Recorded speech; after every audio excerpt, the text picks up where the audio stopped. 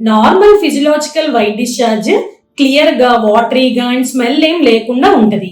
Next ఈ consistency and amount texture కూడా కొంచెం ఫేజ్ ఆఫ్ మెన్స్ట్రల్ సైకిల్ బట్టి కొంచెం మారుతుంది. లైక్ బిఫోర్ మెన్స్ట్రేషన్ కొంచెం ఎక్కువ అవడము, ఓవులేషన్ టైంలో అరౌండ్ టైమ్ ఆఫ్ ఓవులేషన్ ఇంకా కొంచెం ఎక్కువ అవుతుంది. లైక్ అది కూడా ఎలా ఉంటుంది అంటే ఎగ్ వైట్ ఉంటుంది కదా, థిన్ స్ట్రెచబుల్ గా అలా ఉంటుంది అనమాట. కొంతమంది ప్యాంటీ లైనర్స్ కూడా యూజ్ చేయాల్సిన అవసరం వస్తూ ఉంటుంది. అండ్ పోస్ట్ ఓవులేషన్ ఇది కొంచెం థిక్ గా అవుతూ ఉంటుంది అనమాట. So different phase of menstrual cycle బట్టి డిఫరెంట్ గా ఉంటుంది. ఎప్పుడు మనం కంగారు పడాలి?